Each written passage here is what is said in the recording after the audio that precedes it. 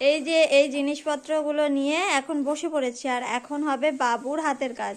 কালকে স্কুলে পরীক্ষা আছে, হাতের কাজ লাগবে, তাই কিছু বানানো হয়নি। দেখি কি বানানো যায় ঘরের জিনিসপত্র দিয়ে। তা চলো দেখতে থাকো ভিডিওটা। হ্যালো হ্যালো বন্ধুরা, আমার কালকে পরীক্ষা আছে, তার জন্য আজকে আমরা কিছু একটা জিনিস বানাবো। সেই জিনিসের জন্য যখন আমরা কত কিছু নিয়ে নিয়েছি, কিছু নিয়ে নিয়েছি। আর নিয়েছি তেল, আর নিয়েছি আঠা, আর নিচ্ছি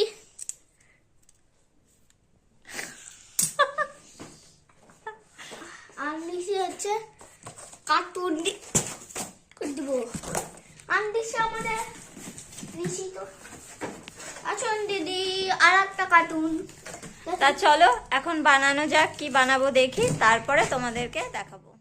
যেহেতু কালকে সকালে লাগবে, করতেই হবে, কিছু করার নেই।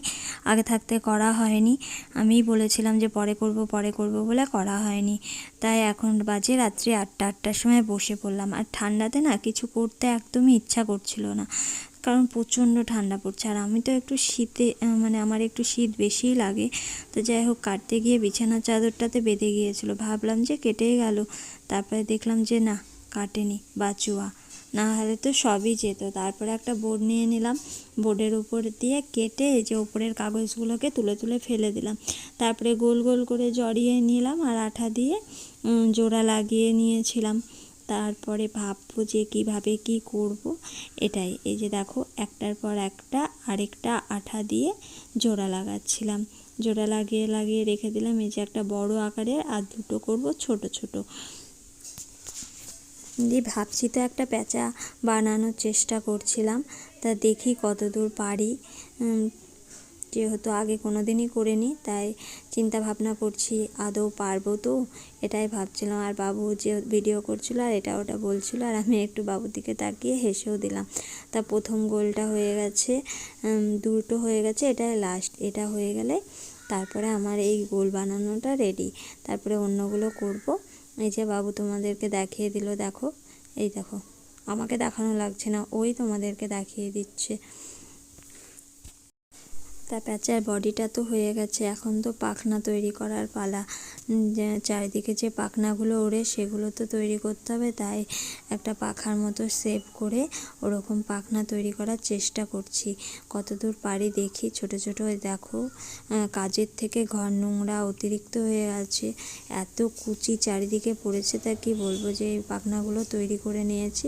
আর একটা কাগজের উপরে আঠা দিয়ে এগুলো পরপর সাজিয়ে লাগাচ্ছিলাম, যে সাজিয়ে দেখছিলাম যে কিভাবে আছে না আছে, কারণ এভাবে না লাগালে যদি আবার ভুল হয়, এই কারণে এভাবেই করছিলাম। করার পরে দেখলাম যে না, উল্টো হয়েছে, এটা তো সোজা হয়নি, উল্টো হয়েছে। তারপরে আবার খুললাম, খোলার পরে বসালাম। এই পাশটা সোজা হয়েছে, ওই পাশের দিকটা একটু উল্টো হয়েছিল।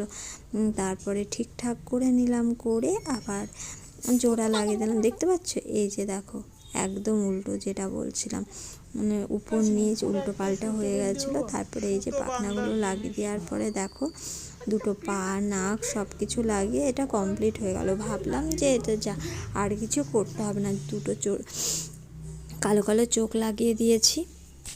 সেই সন্ধ্যা থেকে শুরু করেছিলাম ছেলের হাতের কাজ করব বলে, তা এতক্ষণে শেষ হলো।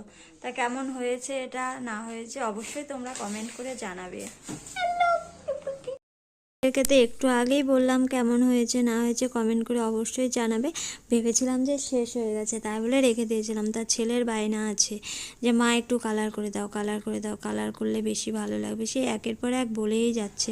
তা এতবার যেহেতু বলছে, তা ভাবলাম যে ঘরে যে কটা কালার আছে তাই দিয়ে একটু কালারটা করে দিই। যেহেতু এতবার করে বলছে, না করলেও কেমন লাগছে, তাই একটু এই যে ফেব্রিক নিয়ে বসে পড়লাম কালার করার জন্যে।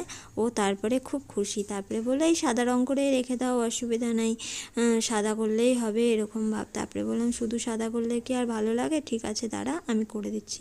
তা দেখো কালার করে এরকম পুরোপুরি কালার করার পরে এই লুকটা এসেছে। তা ভালো লাগলে অবশ্যই কমেন্ট করবে। তা চলো আজকের মতো টাটা, বাই বাই।